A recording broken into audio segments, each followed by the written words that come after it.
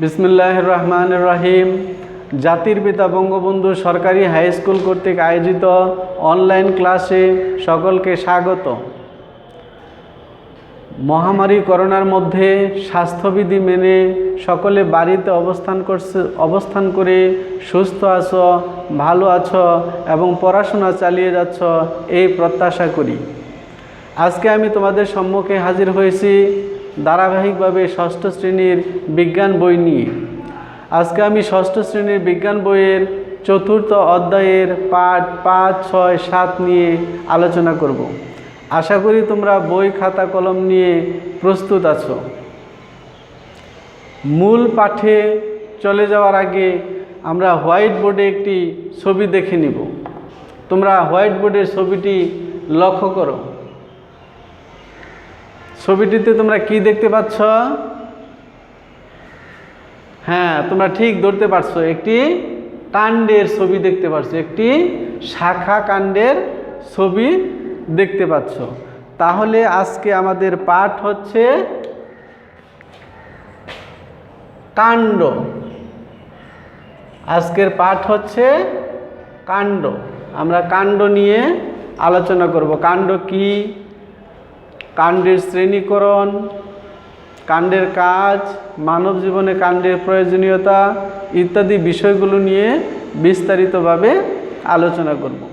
আশা করি তোমরা মনোযোগ সহকারে আলোচনায় অংশগ্রহণ করবে। শুরুতে আমরা দেখব একটি কাণ্ডের কি কি অংশ থাকে। একটি কাণ্ডের কি কি অংশ থাকে দেখা যাচ্ছে কাণ্ডের মধ্যে থাকে পত্র বা পাতা। পত্র বা পাতা। কাণ্ডের পর্ব এই চিহ্নিত অংশটা পর্ব এবং দুটি পর্বের মাঝখানের অংশটাই হচ্ছে পর্ব মধ্য। আর তারপরে আছে কাক্ষিক মুকুল, সর্বশীর্ষে আছে অগ্রমুকুল। এই জিনিসগুলা একটি কাণ্ডের মধ্যে পরিলক্ষিত হয়। এখন আমরা বিস্তারিতভাবে আলোচনা করব। শুরুতে আছে পর্ব।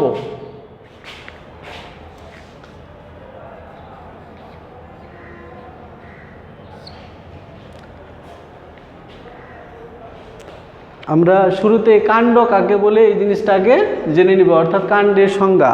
উদ্ভিদের যে অংশ থেকে শাখা প্রশাখা পাতা উৎপন্ন হয়, অর্থাৎ উদ্ভিদের যে অংশ থেকে শাখা প্রশাখা পাতা উৎপন্ন হয় তাকেই কাণ্ড বলে।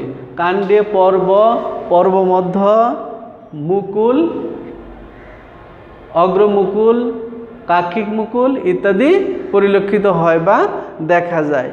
শুরুতে আমরা পর্ব নিয়ে আলোচনা করব। পর্ব কাণ্ডের যে স্থান থেকে পাতা বের হয়, কাণ্ডের যে স্থান থেকে পাতা বের হয় তাকে বলা হয় পর্ব বা সন্ধি। এ পর্যায়ে আসবো পর্ব মধ্য। 2 নম্বর পর্ব মধ্য। দুটি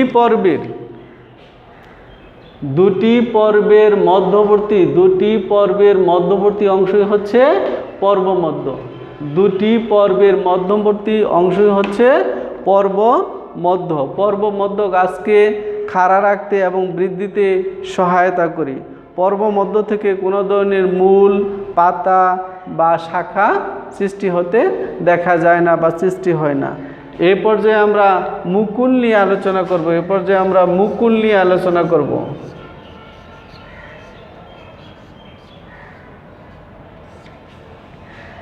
মুকুল কাণ্ডের সাথে পাতা যে কোণ সৃষ্টি করে তাকে পত্রকক্ষ বলে।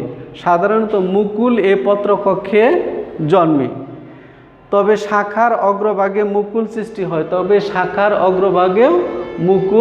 সৃষ্টি হয়। কাক্ষিক মুকুল পত্রকক্ষে এবং শীর্ষ মুকুল কাণ্ড বা শাখার অগ্রভাগে জন্মে থাকে। এ পর্যায়ে আমরা কাণ্ডের শ্রেণীকরণ নিয়ে আলোচনা করব। কাণ্ডের শ্রেণীকরণ। কাণ্ডের শ্রেণীকরণ।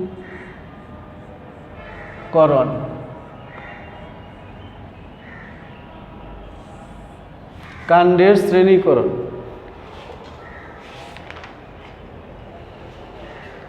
একটি আম গাছের কাণ্ড, একটি নারকেল গাছের কাণ্ড, একটি তাল গাছের লাউ গাছের কাণ্ড লক্ষ্য করি। কোনোটি কাণ্ড বেশ শক্ত, কোনোটি নরম, আবার কোনোটির শাখা প্রশাখা দেখা যায় না বা শাখা প্রশাখা হয় না। এ থেকে ধারণা করা যায় যে কাণ্ড বিভিন্ন ধরনের হতে পারে, তবে এদের প্রাথমিকভাবে দুই ভাগে বা দুই শ্রেণীতে বিভক্ত করা যায়। এক নম্বর হচ্ছে সবল কাণ্ড, সবল কাণ্ড। দুই নম্বর দুর্বল কাণ্ড।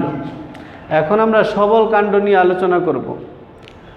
এসব কাণ্ড শক্ত খাড়াভাবে গাছকে দাঁড়াতে সাহায্য করে, যেমন আম, জাম, নারকেল, তাল ইত্যাদি গাছের কাণ্ড সবল কাণ্ডের উদাহরণ। এই কাণ্ডগুলো কোনোটির শাখা প্রশাখা থাকে, আবার কোনোটির শাখা প্রশাখা থাকে না। সবল কাণ্ডকে আবার বিভিন্ন শ্রেণীতে ভাগ করা যায়। সবল কাণ্ডকে আবার বিভিন্ন শ্রেণীতে ভাগ করা যায়। এক নম্বর আছে অশাক কাণ্ড।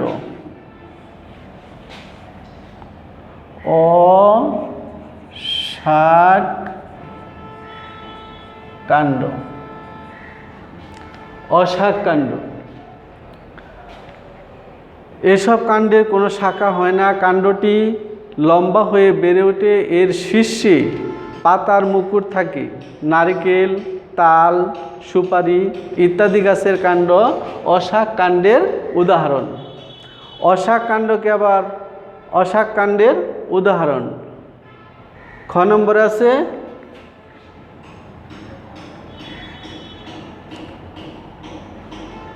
দুই নম্বর আছে শাখান্বিত কাণ্ড। দুই নম্বর শাখান্বিত কাণ্ড। শাখান্বিত কাণ্ড। শাখান্বিত কাণ্ডকে আবার কয়েক শ্রেণীতে বিভক্ত করা যায়। শাখান্বিত কাণ্ডকে আবার কয়েক শ্রেণীতে বিভক্ত করা যায়। এক নম্বর মোট আকৃতি।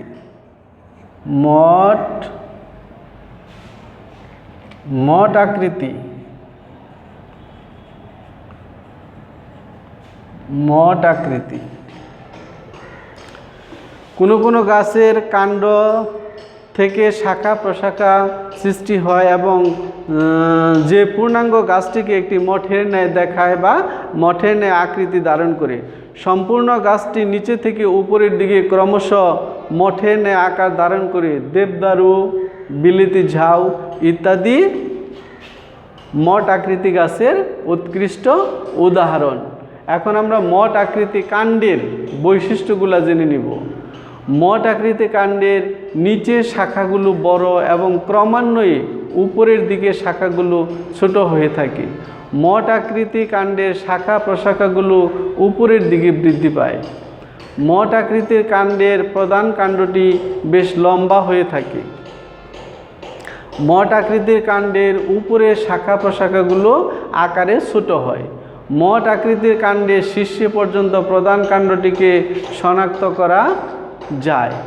এখন আমরা মঠ আকৃতি কাণ্ডের কাজ, মঠ আকৃতি কাণ্ডের বৈশিষ্ট্য আমরা জানলাম, বৈশিষ্ট্যগুলা জেনে নিলাম। এখন আমরা কাজগুলা জেনে নেব, অর্থাৎ মঠ আকৃতি কাণ্ডের কাজগুলা কি কি হয়ে থাকে। কাজগুলা কি কি হয়ে থাকে? উদ্ভিদকে মাটির উপর দৃঢ়ভাবে দাঁড়িয়ে থাকতে সাহায্য করে। পাতা, শাখা প্রশাখা উপরের দিকে তুলে ধরে। শাখা প্রশাখা পাতা, ফুল ও ফলের ভার বহন করে। এ পর্যায়ে আমরা গম্বুজ আকৃতি কাণ্ডের নিয়ে আলোচনা করব। গম্বুজ আকৃতি।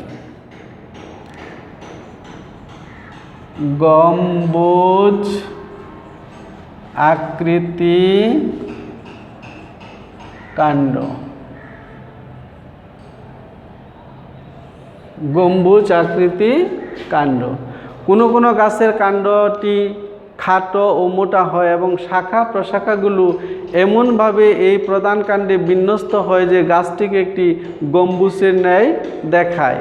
যেমন আম, জাম, কাঁঠাল ইত্যাদি গাছের কাণ্ড গম্বুজ কাণ্ডের উদাহরণ। এ পর্যায়ে আমরা গম্বুজ কাণ্ডের বৈশিষ্ট্যগুলো জেনে নেব। গম্বুজ কাণ্ডের বৈশিষ্ট্য। উদ্ভিদের গম্বুজ কাণ্ডে কী কী বৈশিষ্ট্য পরিলক্ষিত হয়, কী কী বৈশিষ্ট্য দেখা যায়। গম্বুজ আকৃতির কাণ্ডের নিচের শাখাগুলো বেশ ছোট আকারে হয়ে থাকে। গম্বুজ আকৃতির কাণ্ডে শাখা প্রশাখাগুলো পার্শ্বে প্রসারিত হয়। গম্বুজ আকৃতির কাণ্ডের প্রধান কাণ্ডটি তুলনামূলকভাবে খাটো বা স্বল্প আকারে হয়ে থাকে। গম্বুজ আকৃতির কাণ্ডের উপরে শাখা প্রশাখাগুলো বেশ বড় আকৃতির হয়। গম্বুজ আকৃতির কাণ্ডটি শাখা প্রশাখায় বিভক্ত হয়ে যায় প্রধান কাণ্ডটি, এবং উপরের দিকে গিয়ে প্রধান কাণ্ডটিকে আর শনাক্ত করা যায় না বা আর চিহ্নিত করা যায় না। এখন আমরা গম্বুজ আকৃতি কাণ্ডের কাজগুলা জেনে নেব। গম্বুজ আকৃতি কাণ্ডের কাজগুলা জেনে নেব। শাখা প্রশাখাকে চারিদিকে প্রসারিত করতে সাহায্য করে, প্রকৃতিতে বেশি ছায়া ও অক্সিজেন প্রদান করে, শাখা প্রশাখা পাতা ফুল ও ফলের ভার বহন করে। এতক্ষণ আমরা মঠ আকৃতি এবং গম্বুজ আকৃতি কাণ্ডের বৈশিষ্ট্য এবং কাজগুলা জেনে নিলাম। এ পর্যায়ে আমরা তৃণকাণ্ড নিয়ে আলোচনা করব। তৃণকাণ্ড।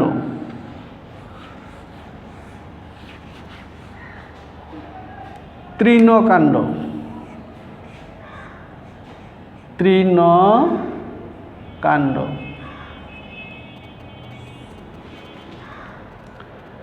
এসব কাণ্ডে পর্ব মধ্য খুবই স্পষ্টভাবে দৃশ্যমান হয়। পর্ব মধ্য খুবই স্পষ্টভাবে দৃশ্যমান হয়। পর্ব থেকে অস্থানিক মূল সৃষ্টি হতে দেখা যায়। বাঁশ, আখ ইত্যাদি কাণ্ডের উদাহরণ হচ্ছে তৃণকাণ্ড। ক্ষেত্র বিশেষে এসব কাণ্ডের পর্বগুলো ফাঁপা অথবা ভরাট হতে দেখা যায়। এখন আমরা 2 নম্বরে আলোচনা করব দুর্বল কাণ্ড নিয়ে। সবল কাণ্ডের আলোচনা শেষ, এখন আমরা দুর্বল কাণ্ড নিয়ে আলোচনা করব। দুর্বল কাণ্ড।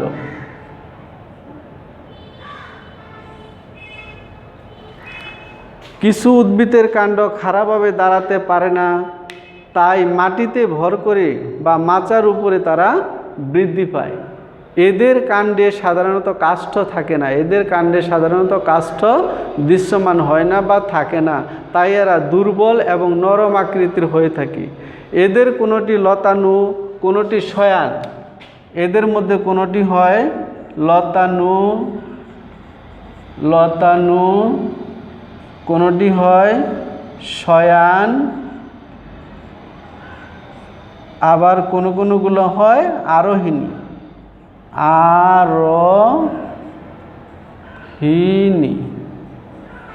এই 3 প্রকার দুর্বল কাণ্ড 3 প্রকারের হয়ে থাকে। লতানু। এখন আমরা লতানু কাণ্ড নিয়ে আলোচনা করব। এসব কাণ্ড মাটির উপরে দিয়ে সমান্তরালভাবে বৃদ্ধি পায়। এদের প্রতিটি পর্ব থেকে গুচ্ছমূল বের হয়ে মাটিকে আঁকড়ে ধরে, যেমন ঘাস, আমরুলি ইত্যাদি গাছের কাণ্ড লতানু কাণ্ডের উদাহরণ। এখন আসবো আমরা শয়ান। উদ্ভিদের শয়ান কাণ্ড নিয়ে। এসব কাণ্ড মাটির উপর ছড়িয়ে পড়ে কিন্তু পর্ব থেকে মূল বের হয় না। পুঁইশাক, মটরশুঁটি ইত্যাদি কাণ্ডের উদাহরণ হচ্ছে শয়ান কাণ্ডের উদাহরণ। এ পর্যায়ে আমরা আরোহিণী কাণ্ডের নিয়ে আলোচনা করব। এ সকল কাণ্ড কোনো অবলম্বনকে আঁকড়ে ধরে উপরের দিকে বেড়ে ওঠে। এরাই আরোহিণী কাণ্ড, যথা শিম, পান, বেত ইত্যাদি কাণ্ডের উদাহরণ হচ্ছে আরোহিণী কাণ্ড। এতক্ষণ আমরা কাণ্ডের শ্রেণীকরণ নিয়ে আলোচনা করলাম। আশা করি তোমরা কাণ্ডের শ্রেণীকরণ বুঝতে পেরেছ এবং মনে রাখার চেষ্টা করবে। এই পর্যায়ে আমরা কাণ্ডের কাজ নিয়ে আলোচনা করব। কাণ্ডের কাজ, কাণ্ডের কাজ। কাণ্ড বিভিন্ন ধরনের কাজ করে থাকে, অর্থাৎ বিভিন্ন ধরনের কাজ কাণ্ডের মাধ্যমে হয়ে থাকে। 1 নম্বরে কাণ্ড পাতা, ফুল, ফল, শাখা প্রশাখার ভার বহন করে। 2 কাণ্ড শাখা প্রশাখা পাতাকে আলোর দিকে তুলে ধরে যাতে সূর্যের আলো যথাযথভাবে পায়। কাণ্ড শোষিত পানি ও খনিজ লবণ শাখা প্রশাখা পাতা, ফুলে এবং ফলে পরিবহন করে। 4 পাতায় প্রস্তুত খাদ্য কাণ্ডের মাধ্যমে দেহের সর্বত্র ছড়িয়ে পড়ে। 5 কচি অবস্থায় কাণ্ড সালোক সংশ্লেষণের মাধ্যমে কিছু পরিমাণ খাদ্য প্রস্তুত করে রাখে। আমরা এতক্ষণ কাণ্ডের কাজ নিয়ে আলোচনা করলাম। এ পর্যায়ে আমরা কাণ্ডের ব্যবহার নিয়ে কথা বলবো। কাণ্ডের ব্যবহার, কি কি কাজে কাণ্ড ব্যবহৃত হয়। আমরা উদ্ভিদের উপর নানাভাবে নির্ভরশীল। খাদ্য, পোশাক, ঘরবাড়ি তৈরির উপকরণ, ঔষধ ইত্যাদি বহুবিধ সামগ্রী আমরা উদ্ভিদ থেকে পেয়ে থাকি। প্রাণী থেকে প্রাপ্ত দ্রব্যাদিও পরোক্ষভাবে উদ্ভিদের উপর নির্ভরশীল। এখন আমরা কাণ্ডের ব্যবহার, কাণ্ডের ব্যবহার।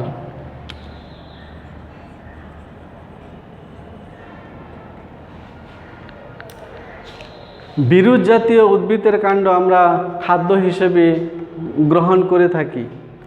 গোলালু, আদা, পুঁই, ডাঁটা কচু, উলকচুর কাণ্ড আমরা সবজি হিসেবে গ্রহণ করি। খেজুর ও আখের কাণ্ড হতে সুস্বাদু রস পাওয়া যায়, যা উপাদেয় পানীয়। বড় বড় কাণ্ড থেকে আমরা ঘরবাড়ি, আসবাবপত্র তৈরির কাঠ পেয়ে থাকি। পাট বা শনের কাণ্ড থেকে প্রাপ্ত আঁশ দিয়ে দড়ি, ছালা, কাপড় ইত্যাদি তৈরি করা হয়।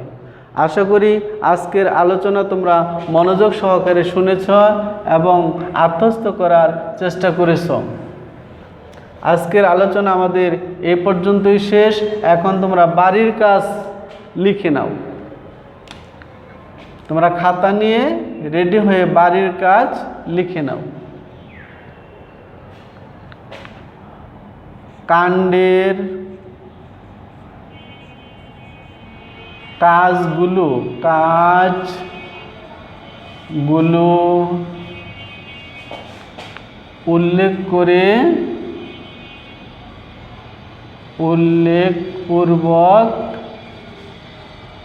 উল্লেখপূর্বক এর শ্রেণী করো, শ্রেণী বিভাগ আলোচনা করো। শ্রেণী বিভাগ বর্ণনা করো।